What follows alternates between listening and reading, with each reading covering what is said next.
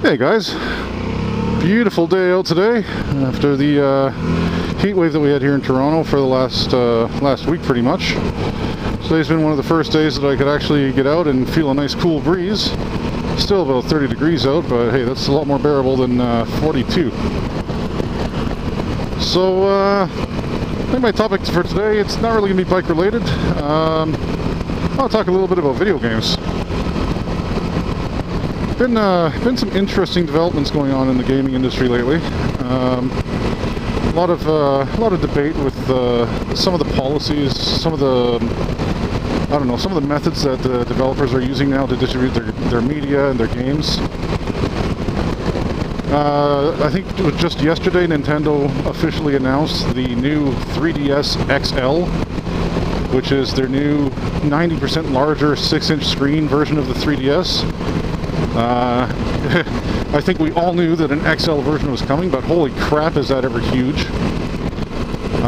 They're claiming better battery life and so on, but essentially it's the same idea, just a bigger screen. So that's one of the things that I wanted to talk about, is the gaming industry now, it seems like they don't release the final products, or rather they upgrade the product within a little bit too short period of time, I would say. When they released the DS, it was a revolutionary new dual screen system.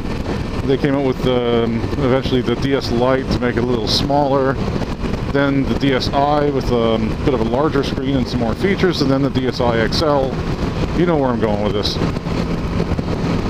So they've announced the 3DS XL at the same or similar price point to the original 3DS. It's going to be about $199 in North America. That's not too bad, really, I guess. I mean, if they were charging $300 for it, I don't think anybody would really buy it. But in my opinion, with the PlayStation Vita being out now, it's got superior graphics, potentially a much more powerful system. A lot of people are asking, you know, why bother?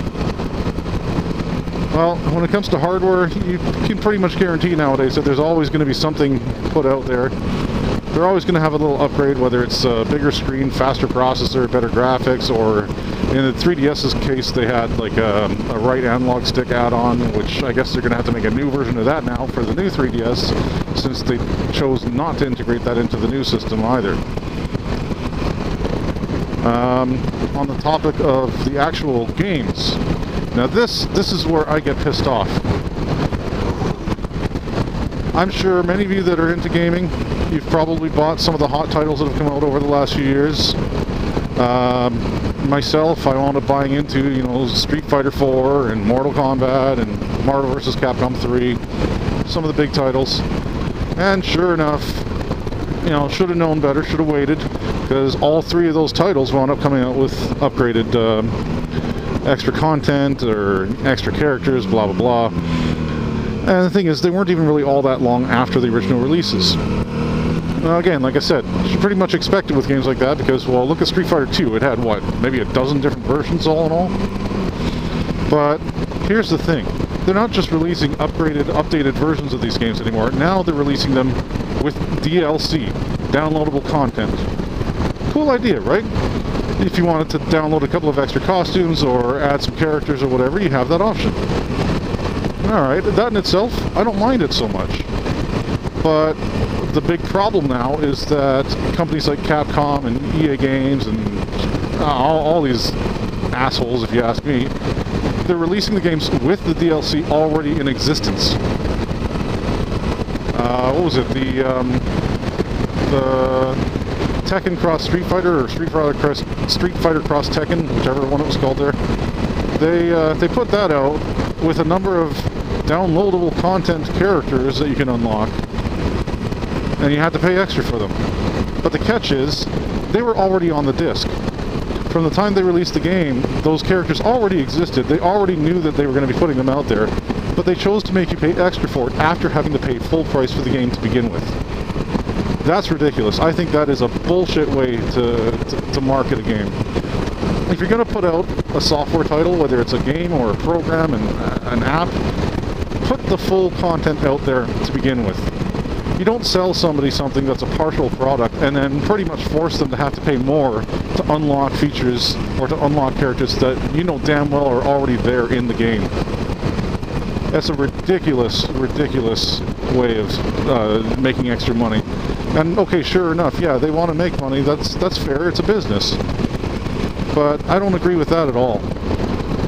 When they're putting out these ultimate, complete, super special Turbo Championship Edition versions of all these games, they should have everything available and everything unlocked. The way they're doing it now, nobody's putting out a complete product anymore. Or if they do, if you want to play, you know, the better parts of it, you've got to pay extra for it. That's stupid. Games never used to be like this, not to this extent. Why has it suddenly become common practice that all the developers are doing it? Makes me worry about the gaming industry. I'm not as big of a gamer as I used to be. I haven't really gotten into a lot of the titles that I used to play so much. And part of it's because of that. I just don't know how much I really agree with the gaming industry anymore. But whatever. They're going to do what they're going to do. And unless everybody all at once stops paying for the product, unless everybody stops buying into it, I guess they get to do whatever they want. So what are you guys' opinions on it? What do you think of the newer practices of these companies? Leave me a couple of comments. See you next time.